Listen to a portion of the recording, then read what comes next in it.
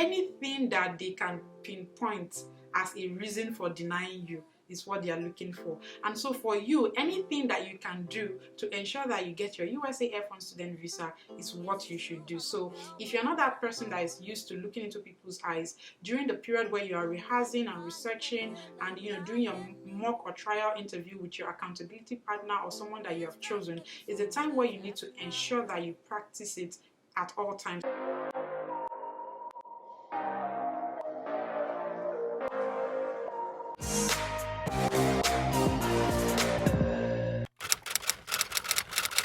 Hey guys, welcome back to my channel. If you're new here, you're highly welcome. If you're a returning subscriber, thank you so much. So guys, seriously, I am feeling my hair.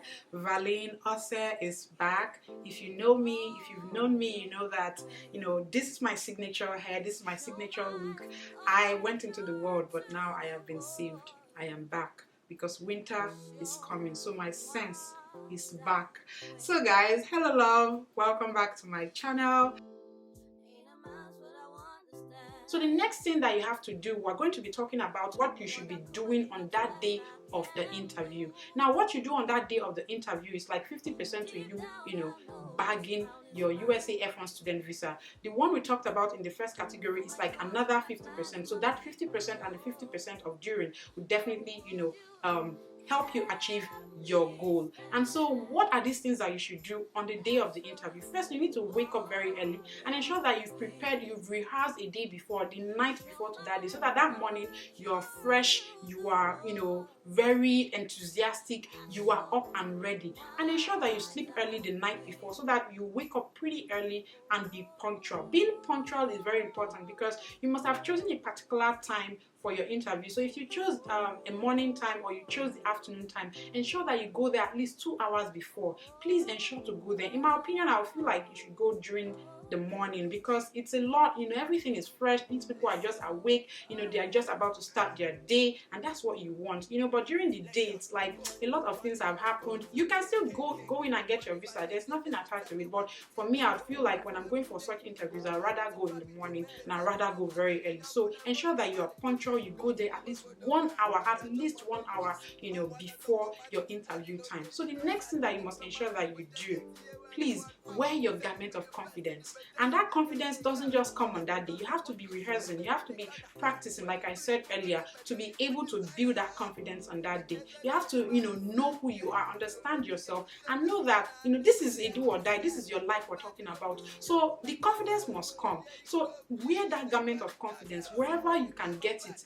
Prayer can help you do that, or whatever you know how to do, ensure that you do. If there's someone that in your life that can actually be that person that motivates you, make that call that morning or that noon. Speak to that person so that your ginger will be up, okay, before you go for that interview. Now, the next thing that you have to do when you're there is to ensure that you are concise with your answers. Don't go there and be saying things that you are not asked. When they ask you a question, just go straight to the point, because going deep into answering a question could actually lead to a lot of problems.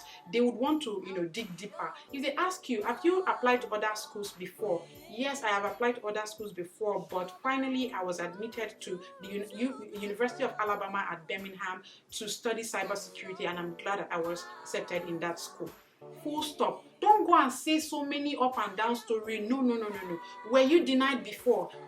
Did you get apply to schools and you were denied? Yes, I applied to other schools and I was denied, but I'm glad I have this admission with the University of Alabama at Birmingham. Always involving the school that you are going there for is very important, because it makes them understand that, oh, this person really is appreciative of the fact that this is the school that he or she is going to, and they know what they're talking about. Okay, so the next thing that you have to do when you're there is to be polite. Now, some people, in their manner of response, they can be very rude without knowing. Some people have a demeanor that is really, really pushy. It can be very I don't know, but it's just not right. Ensure that you have a positive and a polite appearance about you. Just be polite. It could be a young person that's talking to you, that is your interviewer. In that moment, there and then, that person holds the card to your trip outside of your home country. So you must ensure that you give that person the maximum respect that they deserve. It could be in doing small things. Oh, good morning. You can't just go there and just walk. Some people might not necessarily greet.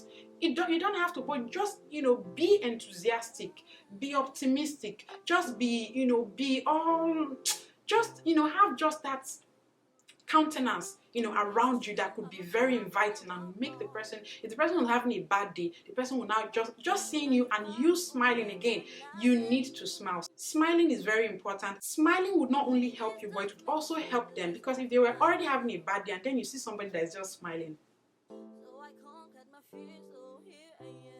you don't just know what will happen. The next thing, the person will just be, start smiling, of course, and that would help you, okay? So the next thing that you must ensure that you do during that process or during that moment is to ensure that you have all of your documentations, which you can, refer to at every point in time. So when they're asking you for your sponsor's bank statement, you know where to get it. When they're asking you for your I-20, you know where to get it. When they're asking you for your anything that they're asking you for your DS-160 form, you know where to get it. When they're asking you if you had already, made a deposit to your school, you know where to get that from. So you need to be ready. All your documentations should be ready. In fact, this should be, in the first phase where we talked about the things you should do before. Ensure that you have all of your documentations ready, because having your documentations ready will make you look organized, and when they see that you're organized, it will make their job easier. And anybody that is, just there to make their job easier would be loved, and no problem, no wahala. Just as they're asking, you are giving to them. The next thing, they will stamp on it and you are good to go, okay? The next thing that you have to do on that day of the interview is to ensure that you are well dressed. You have to look good.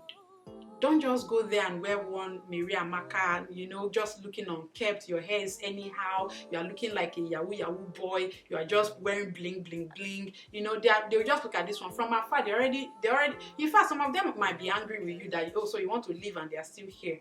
Do you understand? So you need to go there looking presentable, looking like a good person that you are.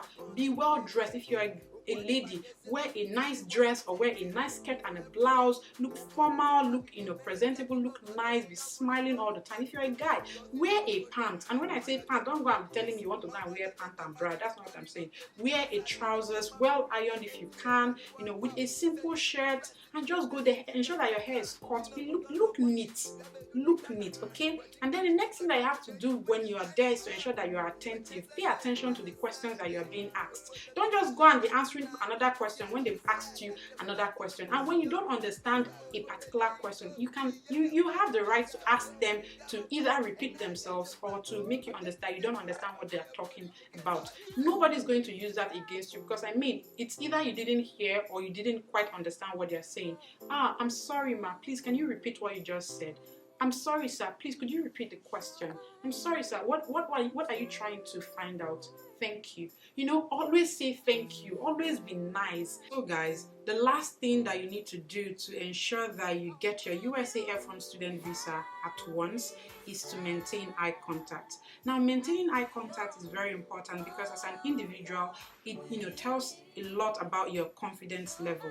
Now, when we grew up in Africa, where looking straight into somebody's eyes could mean being rude or disrespectful, but for the purpose of this trip, for the purpose of this interview, and for the purpose of your future, I tell you to please maintain eye contact with the consular officer, okay? Because at the embassy, they want to tell that you are honest, you are true, you are consistent. So when you are looking into somebody's eyes, chances are that if you're lying, you'll be able to fidget somehow, you just give yourself away. But when you're looking into somebody's eyes and you still continuously say what you're saying without fear, you're just talking, it will tell a lot about you. And that's what they're trying to figure out. Anything that they can pinpoint as a reason for denying you is what they are looking for. And so for you, anything that you can do to ensure that you get your USA F1 student visa is what you should do. So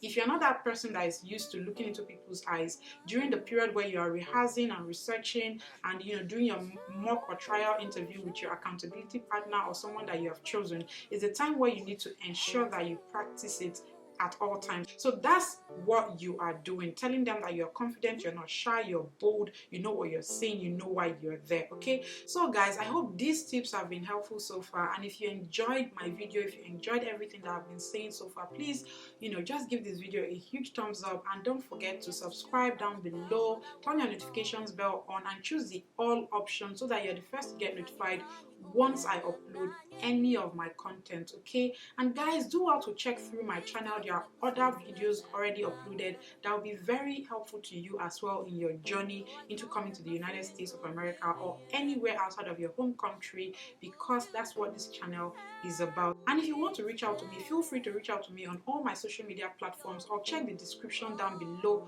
for my email address, so you can send me an email if you don't want to publicly ask a question in the comment section. But guys, please, I would advise you to keep sharing my videos to friends and families that you feel would need the content in this channel. Thank you so much for all your support. Until we see you again in my next video. Bye guys.